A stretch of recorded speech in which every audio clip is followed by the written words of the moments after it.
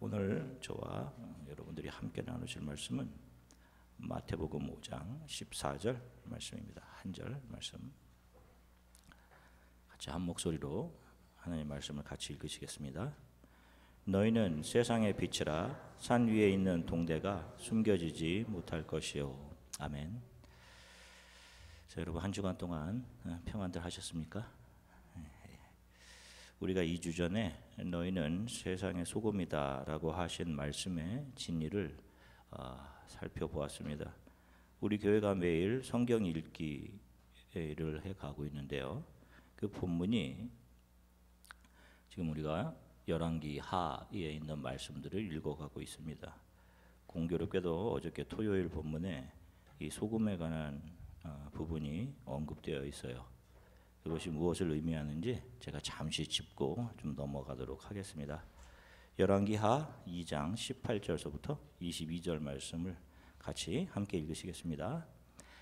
엘리사가 여리고에 머무는 중에 무리가 그에게 돌아오니 엘리사가 그들에게 이르되 내가 가지 말라고 너희에게 이르지 아니하였느냐 하더라. 그 성읍 사람들이 엘리사에게 말하되 우리 주인께서 보시는 바와 같이 이 성읍의 위치는 좋으나 물이 나쁨으로 토산이 익지 못하고 떨어지나이다.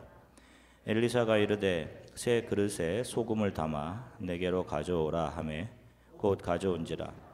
엘리사가 물 근원으로 나아가서 소금을 그 가운데 던지며 이르되 여호와의 말씀이 내가 이 물을 고쳤으니 이로부터 다시는 죽음이나 열매 맺지 못함이 없을지니라 하셨느니라 하니 그 물이 엘리사가 한 말과 같이 고쳐져서 오늘에 이르렀더라. 아멘.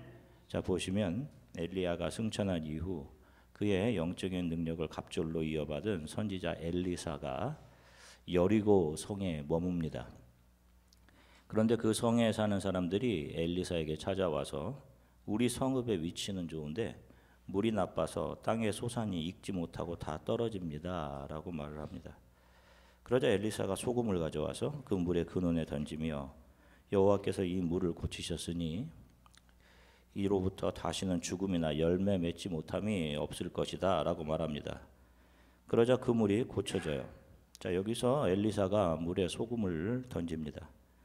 어떤 사람들은 소금이 필터 역할을 해서 그 물이 깨끗해졌다라고 이야기하는 사람들도 있는데요, 당시 그 큰 성읍이었던 여리고성 사람들의 전체의 목줄이었던 그 우물에 도대체 엘리사가 얼마나 많은 소금을 뿌렸길래 그것이 필터 역할을 할 수 있겠습니까?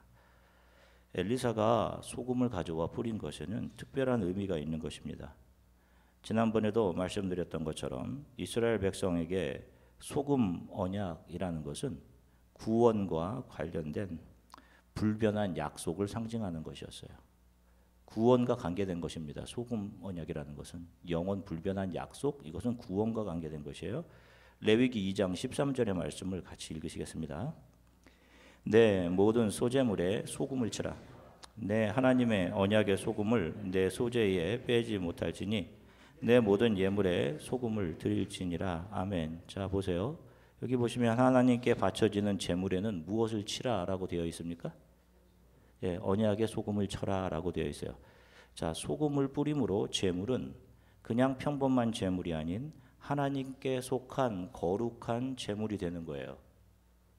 세상에 속했던 것이 소금을 뿌림을 통해 하나님께 속한 것으로 변하는 것. 여러분, 이것이 구원이지 않습니까? 세상에 속한 아담들, 저와 여러분들에게 십자가에서 흘리신 예수의 물과 피가 뿌려졌기 때문에 우리가 하나님의 거룩한 자녀가 된 것입니다. 우리의 행실이 잘나서 우리가 도덕적으로 훌륭하고 자격이 있어서가 아니라 예수의 물과 피가 뿌려졌기 때문에 우리가 거룩한 하나님의 자녀가 된 것입니다. 이것이 소금 언약인 거예요. 구원과 연결되는 것입니다. 자, 다시 엘리사 이야기로 돌아가 보면 여리고성의 우물물이 땅의 소산들의 열매를 맺지 못하게 하고 있죠. 여기서 땅의 소산이 익지 못했다라는 말은 히브리 원어로 살펴보면 불임과 유산을 의미합니다. 그러니까 아기를 뵌 여인들, 산모의 상당수가 이 우물물로 인해서 불임과 유산을 경험한 상태인 거예요. 그런데 엘리사가 그 물의 근원에 소금을 뿌리며 다시는 죽음이나 불임이 없을 것이다 라고 선언을 하는 것입니다. 자, 여러분들 아시다시피 이스라엘이 가나안 땅에 들어갈 때 맨 처음 만났던 성읍이 바로 이 여리고성입니다. 큰 성 여리고예요. 이스라엘의 리더인 여호수아가 이 성을 정복한 후에 그 성을 저주합니다. 자, 그 내용이 여호수아 6장 26절에 있습니다. 같이 함께 읽을게요. 여호수아가 그때에 맹세하게 하여 이르되 누구든지 일어나서 이 여리고성을 건축하는 자는 여호와 앞에서 저주를 받을 것이라. 그 기초를 쌓을 때에 그의 맏아들을 잃을 것이요 그 문을 세울 때에 그의 막내 아들을 잃으리라 하였더라. 아멘. 보세요. 이 여리고성은 저주를 담고 있는 성이었어요. 저주, 영원히 생명이 거할 수 없는 황무지로 남아야 할 그런 성입니다. 그런데 지금 그 저주를 누가 풀고 있는 것입니까? 엘리사가 소금을 뿌림으로 이제부터는 이들도 소금 언약 안으로 들어오게 된다. 이것을 선언하는 거예요. 다시는 불임과 영원한 죽음이 없고 저주받았던 자들이 언약 안으로 들어와 그들의 생명이 다시 살아나게 될 것임을 엘리사를 통해서 하나님께서 보여주고 계신 것입니다. 저주 아래에 있던 이들이 장차 예수 그리스도의 물과 핏부림의 구원 안으로 들어오게 되는 소금 언약 안으로 전입되고 있는 거예요. 우리가 토요일에 읽은 엘리사가 여리고성의 우물에 소금을 뿌린 그 내용들이 바로 이런 의미를 가지고 있는 것입니다. 자, 오늘은 예수께서 우리를 세상의 빛이라고 하신 말씀의 진리를 살펴보겠습니다. 이 인간의 역사 속에는 수많은 암흑의 시간들이 있었습니다. 우리의 이 역사는 그 수많은 암흑의 터널들을 지나 지금까지 온 거예요. 전쟁과 잔인한 압제와 학살, 독재와 소통의 부재 등의 불의 앞에서 수많은 사람들이 대항해 싸웠습니다. 그때마다 사람들은 어두움은 절대로 빛을 이길 수 없다라는 캐치프레이즈를 사용했습니다. 그런데 우리가 분명히 알아야 할 한 가지는 여기서 무엇을 빛으로 정의하느냐에 따라 이것은 참 맞는 문장이 되기도 하고 틀린 문장이 되기도 하는 거예요. 만약 이 빛의 자리에 사람들이 인간 자기 자신들의 업적이나 사상, 행위, 가치관을 가져다 놓는다면 그 역시 절대 진리의 빛을 가장한 오만한 어두움일 수밖에 없는 것입니다. 우리 크리스찬들도 압제와 폭력과 비리와 부정에 대해서 저항할 수 있습니다. 그러나 그렇게 저항하는 가운데 저항의 대상을 어두움으로 규정해 놓고 자신들의 추구를 절대 빛으로 놓는다면 이것 역시 인간의 자기 가치 챙기기의 연장선에 불과할 뿐인 것입니다. 여러분들 오해하지 말고 잘 들으세요. 성경은 여러분들이 이 시대의 부조리에 저항하지 말라고 말하고 있지 않습니다. 여러분들이 있는 곳에서 여러분들이 할 수 있는 일을 정직하게 최선을 다해 하십시오. 그러나 여러분들이 분명히 아셔야 할 것은 여러분들이 행하는 그 정의로운 일들, 그걸로 세상 속에서 여러분들이 행하는 그 정의로운 일들, 그걸로 인해서 그것들이 여러분들에게 구원의 자격을 부여하는 동인이 될 수 없다는 것입니다. 그래서 예수님께서 가이사의 것은 가이사에게, 하나님의 것은 하나님에게 라고 말씀하신 거예요. 여러분, 그런 것은 잠시 지나가는 이 세상에서의 일일 뿐인 거예요, 여러분. 우리 크리스찬은 어떠한 상황 속에서도 나는 정의롭지 못하고 선하지 못합니다. 예수 그리스도만 절대 선이십니다. 당신만이 맞으십니다. 맞습니다. 라는 사실을 매일 고백해야 하는 성도이고, 이런 고백을 쏟아놓는 사람들이 하나님께 속해서 하나님의 나라를 바라보며 십자가 길 위에 서서 그 길을 걸어가고 있는 성도들이 맞는 것입니다. 가끔씩 교회 안에서도 분열이 일어나는 경우 서로 옳다고 주장합니다. 서로 옳다고 주장하는 사람들 다 하나님 앞에서 옳지 않은 것입니다. 교회는 자기 옳음, 자기 정의를 주장하고 관철시키는 것이 아니라 내가 옳지 않았어요. 미안합니다. 용서하고 서로를 예수의 심장으로 안아주는 곳, 그래서 하나 되는 곳이 교회입니다. 그들이 하나님 나라 백성인 거예요. 1847년 마르크스와 엥겔스가 수많은 억압받는 사람들의 빛이라고 주장하며 역사 가운데 들고 나왔던 공산주의는 수많은 사람들의 빛, 희망인 것처럼 정말 보였습니다. 그러나 이 공산주의는 1억이 넘는 사람들을 죽이는 광기 어린 살인을 만들어내며 어두움의 역사 속으로 사라져버렸어요. 절대 빛은 절대 진리이신 천지를 창조하신 하나님 이외에는 없습니다. 요한복음을 통해 요한이 주창한 것이 바로 그거예요. 그분으로부터 발산되어 나오는 것이 빛입니다. 인간이 만들어내는 진리와 정의는 다 상대적인 것에 불과해요, 여러분. 그러니 그것이 맞다고 우기지 마시라고요. 그것이 안 된다고 분노하지 마시라고요, 여러분. 자기 자신을 삶의 가장 우선의 위치에 놓을 수밖에 없는 인간은 절대로 변치 않는 진리, 정의, 선을 만들어낼 수가 없습니다. 자기가 주인 되어 있는 자들이 어떻게 객관적인 눈을 가질 수 있겠으며 다른 이들의 유익을 먼저 구할 수 있단 말입니까? 다 여러분 언어 도단이에요.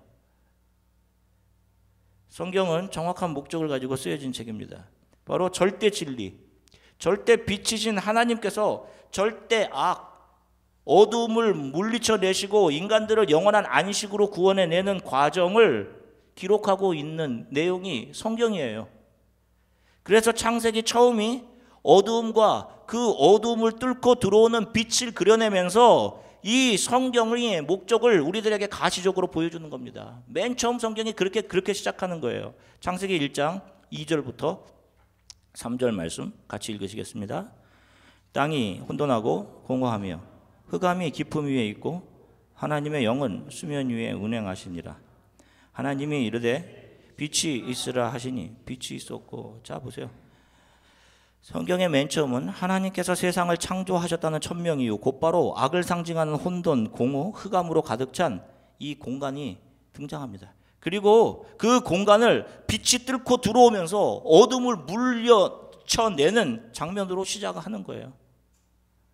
마찬가지로 이 악의 세력이 인간을 유혹해 하나님을 불순종하게 해서 이 땅이 어둠이 지배하는 죄의 영역으로 타락하게 된 것을 빛이신 하나님께서 인간의 모습 바로 예수 그리스도로 이 땅에 오셔서 생명의 빛을 밝혀주시고 구속을 이루시고 그 구속 안으로 들어온 인간들을 영원한 빛 대신 하나님께로 끌고 가는 역사를 그려내고 있는 것이 바로 이 성경인 거예요.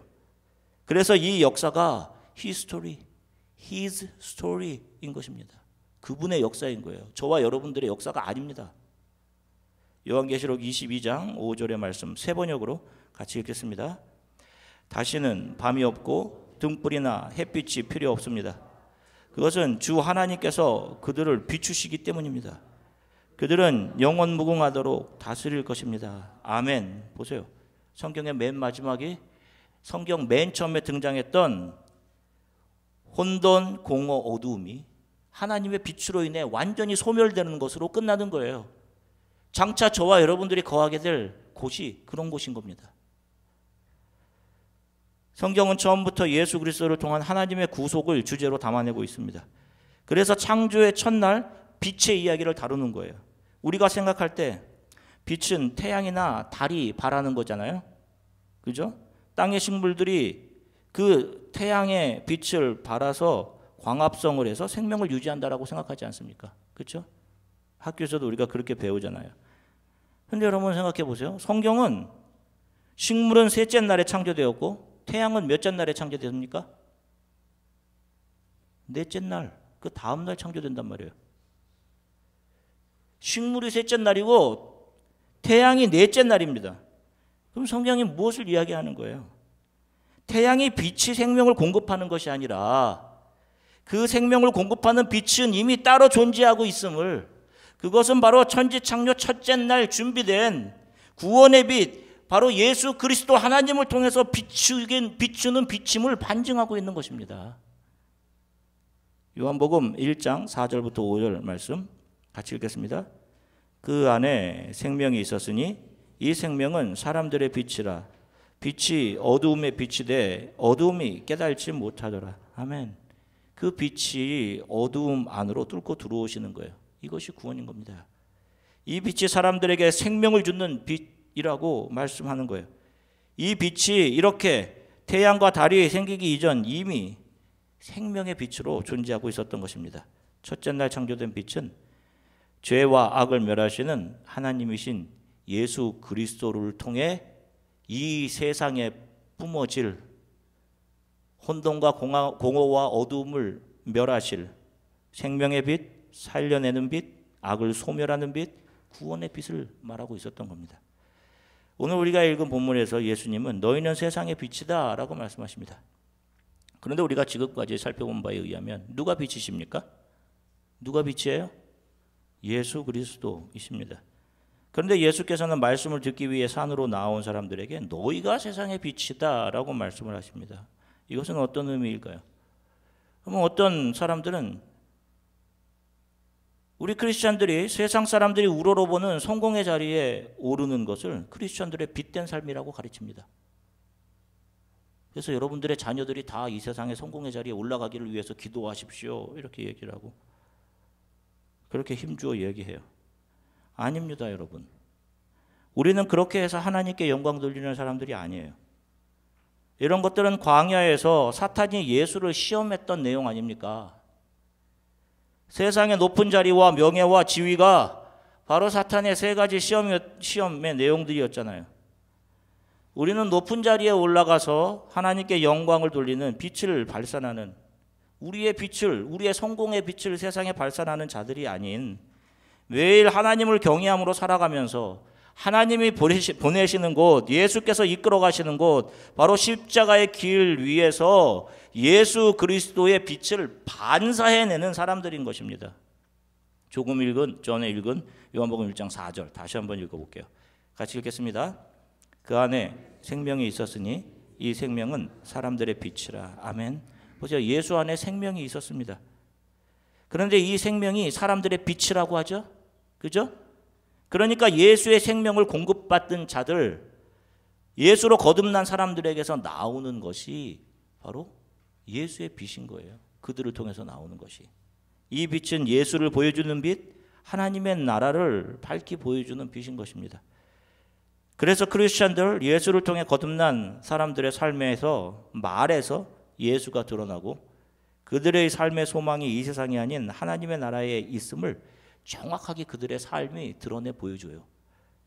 그리고 그 하나님 나라의 삶의 원리가 무엇인지를 예수님이 나에게 해주신 조건 없는 사랑과 용서, 그것을 그대로 그의 삶에 반사해 비추어 냅니다. 여러분, 이들에게 자기 주장이 있겠냐고요? 자기 의를 드러내고 자기를 옳다함이 있겠습니까? 지금 크리스찬들이 가는 방향들은 다 틀린 거예요, 여러분. 다 휴머니즘으로 가고 있는 거예요. 아시다시피 빛에는 생명력이 있습니다. 이것이 빛의 특징이죠. 대부분의 식물들은 빛이 비출 때 그 얼굴을 빛을 향해 들죠. 그리고 시들했던 잎들이 생생하게 살아납니다. 그 해가 지면 잎이 수축됩니다. 사람도 마찬가지죠. 햇빛을 비추면 사람이 생생해집니다. 참 놀랍단 말입니다. 살아있다고 느끼게 됩니다. 몸이 많이 약해져 있는 분들, 또 우울하신 분들, 병원에 가시면 의사 선생님이 꼭 그런 말씀을 한단 말이에요. 가끔씩 밖에 나가서 햇빛을 많이 쬐십시오. 이렇게 권하는 경우가 많아요. 빛이 주는 능력이 있어요. 그런데 어두움 역시 능력이 있습니다. 그것은 사망이에요, 여러분. 사망. 사람으로 하여금 쾌락을 향하게 하고 빛과 멀어지게 합니다. 자기 자신이 원하는 삶이 맞는 삶이라고 그렇게 주장하게 해요. 여러분, 공부 많이 하신 분들 생각해 보세요. 박사학위를 받았던 여러분들이 얼마나 많이 안다고 생각하세요? 공부를 하면 할수록 더 모른다는 생각을 하시죠, 여러분? 내가 너무 내로우하게 파고 있는 거구나. 나는 정말 모르는. 그런 여러분들이 여러분들의 인생을 어떻게 성공적으로 이끌어갈 수 있겠냔 말이에요. 벌써 한 15년이 이제 넘었네요. 제가 안병동에 있을 때 저희 병실 담당 간호사님의 얼굴이 아직도 생생하게 기억납니다. 얼굴이 좀 험상 묻으신 분이었거든요. 그래서 처음 만났을 때는 그분의 얼굴 보고 아이고 나는 몸에도 이렇게 그 죽음의 그림자가 있는데 저분 얼굴을 봐도 죽음의 그림자가 있구나, 이런 생각을 했습니다. 얼굴이 좀 무섭게 생기셨어요. 근데 이분이 아침마다 일찍 방에 들어오셔서는 환하게 웃으시며 큰 소리로 좋은 아침입니다 이렇게 소리 지르세요. 그리고 커튼을 확 조직이십니다. 그러면 병실에 햇살이 가득하게 들어와요. 아침마다 그렇게 웃으면서 그렇게 해주셨어요. 근데 제 병은 거의 다 이제 말기 암에 있는 5명이 앉아 있는 5인 병실이에요. 항상 우울합니다. 그리고 사망에 대해서 늘 두려움이 있어요. 언제 죽을까? 언제 침대가 비어서 나갈까? 아침에 일어나면 누가 죽어서 나가고 침대는 정리되어 있고, 옆방에 가보면 침대가 하나 없으면 그 사람은 간 거예요. 없어요. 누군가 그 자리로 옮겨가야 했는데 서로들 꺼려합니다. 아이고 저긴 저 자리는 좀 그러네. 밤만 되면 신음소리가 들리고 어떻게 해야 되나, 아이고 나는 어떻게 해. 그런 신음소리가 이 밤을 지나서 아침을 다시 맞이할 수 있을까, 그런 두려움과 공포와 사투를 벌이는 곳이에요. 그런데 아침에 간호사님이 들어오셔서 그렇게 환하게 미소 지으면서 커튼을 열어 제끼면 환한 햇살이 들어옵니다. 그러면 삶에 대한 소망이 생겨요. 병실에 꽃을 가져다 놓잖아요. 저는 예전에 몰랐습니다. 왜 병실에 꽃을 가져다 놓는지. 근데 그때 병실에서 병실에 왜 꽃을 가져다 놓는지를 알았어요. 그 꽃이 햇살을 받으면 싱싱하게 살아납니다. 밤에 햇살을 받지 못하면 그게 축 늘어져 있어요. 환자들이 그 꽃병에 담긴 꽃에서 자기를 본다니까요. 선물하신 그 꽃에서 자기를 봐요. 그게 싱싱하게 살아있으면 그래 나도 저렇게 싱싱하게 살아날 수 있겠구나라는 그런 생각을 한다니까요. 그래서 저도 기를 쓰고 그 축축했던 거를 들고 그 아침에 그 창가에 그 앞에다 갖다 놓습니다. 그리고 한참 보고 있으면 그게 살아나는 거예요. 그게. 그러면서 용기를 가져요. 커튼을 열어 햇빛이 들어오는데 그것을 바라보는 것이 귀찮고 하던 제 옆에 있던 말기암의 한 청년은 그의 침대 옆에 놓여있던 시들은 꽃처럼 얼마 지나지 않아 죽고 말았어요. 빛을 보지 못하면 눈도 시력을 잃어가고 몸이 죽어갑니다. 여러분, 어둠 속에 있는 우리 인간이 그런 모습이라니까요. 빛을 볼 생각을 하질 않아요. 일어나야지, 아침에 좀 햇빛을 쬐야지 하는데도 미동조차 하지 않습니다. 근데 성경은 예수께서 빛으로 이 세상에 오신 이유를 분명하게 말씀하세요. 그 이유가 충격적입니다. 한번 볼게요. 자, 요한복음에는 예수께서 행하신 7가지의 표적이 나오는데 그 중에 6번째 표적이 나면서부터 소경되었던 사람을 예수님께서 안식일에 그의 눈을 뜨게 해주시는 일입니다. 예수님께서 안식일에 앞을 보지 못하는 사람의 눈을 뜨게 하신 일로 인해 종교 지도자들과 바리새인들이 예수님을 죽이려고 모함을 합니다. 더 박차를 가요. 그런데 그 눈뜬 사람이 바리새인들에게 신문을 받고 풀려나게 되는데 예수님께서 그를 만나 주십니다. 자, 요한복음 9장 35절부터 38절 같이 읽으시겠습니다. 예수께서 그들이 그 사람을 쫓아냈다 하는 말을 들으셨더니 그를 만나사 이르시되 내가 인자를 믿느냐 대답하여 이르시되 주여 그가 누구시오니까 내가 믿고자 하나이다. 예수께서 이르시되 내가 그를 보았거니와 지금 너와 말하려는 자가 그이니라. 이르되 주여 내가 믿나이다 하고 절하는지라. 자 보세요. 앞을 못 보던 사람이 나면서부터 못 봤죠. 아무것도 못 보던 사람이 자기 눈을 뜨게 해주신 예수 앞에 지금 그분을 보고 있습니다. 어두움의 세상이 비친 세상이라고 살았을 거예요. 아마 그 눈을 감고 살면서. 그리고 예수께서 눈을 뜨게 해주시기 전에는 실로암이라는 시내가에 가서 눈을 씻어라 라는 명령을 주셨기 때문에 그가 실로암에 가서 눈을 떴을 때는 누가 자신을 고쳐주셨는지 보지 못했단 말이에요. 그런데 지금 이 사람이 예수 앞에 서서 무엇이라고 고백합니까? 내가 그다라고 하니 주여 내가 믿나이다 라는 말을 해요. 이 사람의 자세를 보십시오. 그 다음에 뭐라고 되어 있어요? 절하는지라 라고 되어 있어요. 영어의 표현이 He worshipped him. 하나님께 하는 경배예요. 그들은 예배할 때 몸을 낮추고 두 손을 들어서 예배했단 말이에요. 그러니까 예수의 발 앞에 엎드려진 거예요. 당시 유대인들에게 출교라는 것은 사회 보호의 바운더리 바깥으로 쫓겨나는 거예요. 아무런 보호를 받지 못하게끔 모든 걸 다 박탈당하는 것을 의미했습니다. 그는 바리새인들 앞에서 나는 그분 잘 모릅니다 라고 했으면 괜찮았을 거예요. 그런데 내 눈을 뜨게 해주신 분은 분명 하나님께로부터 온 자가 맞다라는 증언을 합니다. 그리고 출교를 당합니다. 그 출교당에서 지금 돌아오고 있는 길에 예수가 이를 만나 주신 거예요. 예수라는 이름 때문에 사회적 불이익을 당할 수 있는 상황에서 담대하게 예수를 하나님이 보내신 자입니다 라고 이야기를 했단 말이에요.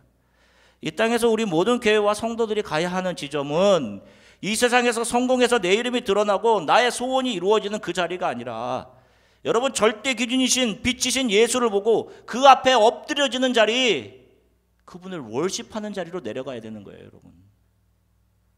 그게 이 땅의 모든 크리스찬들과 교회들이 해야 될 길입니다. 돌아가야 할 길이에요, 여러분. 성공의 자리로 가려고 하지 말고 그 자리로 가야 되는 겁니다. 왜 그런데 자꾸 높은 데를 가려고 하고, 여러분 주위 사람들이 추구하는 그거 나도 못할까 봐 걱정하시냐고요, 여러분. 지금까지 걸어온 길이 하나님께서 함께 하셨다고 여러분 그런 신뢰와 믿음의 고백들을 하고 계세요? 그렇다면 여러분들의 앞길도 하나님께서 붙들고 가시는 겁니다. 그게 맞는 거라니까요, 여러분.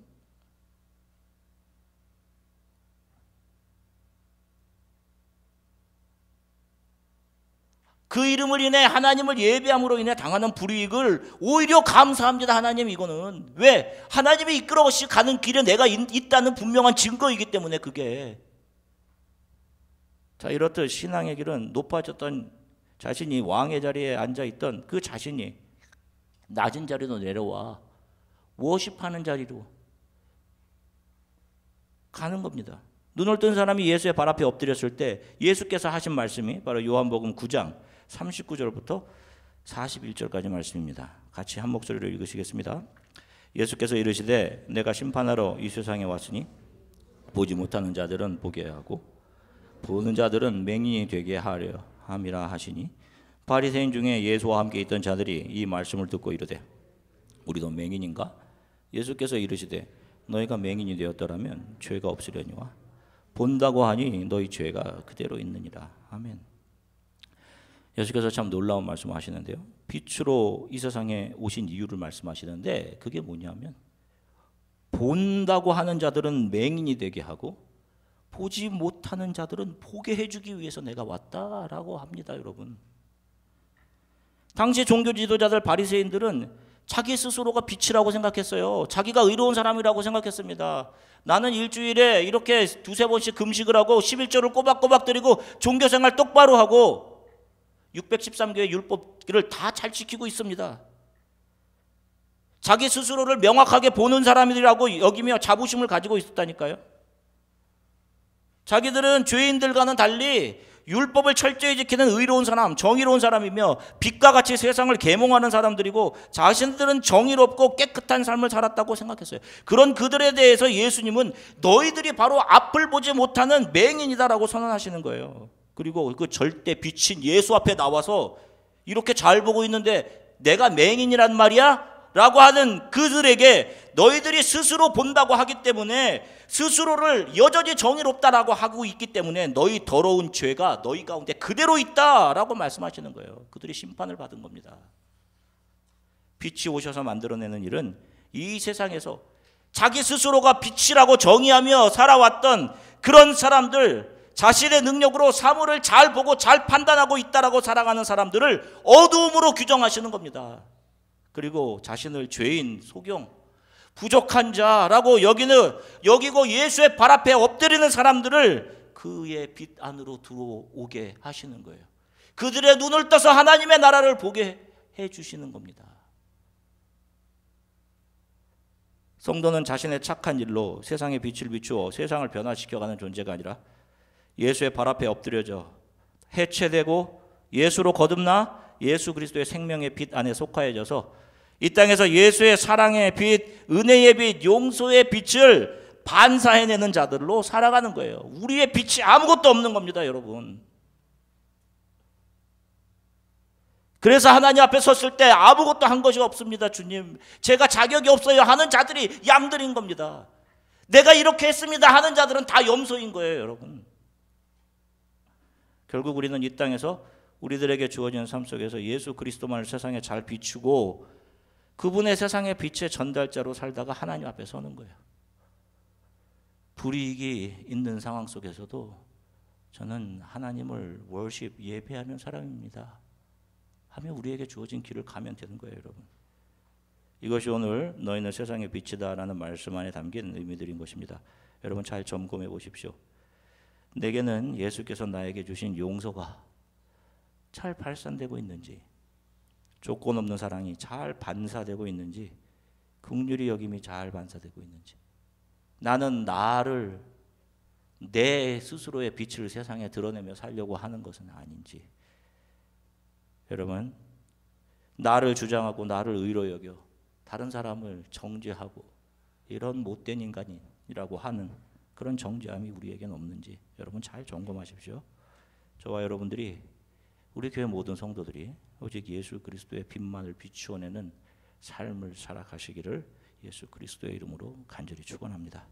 잠시 기도하시겠습니다.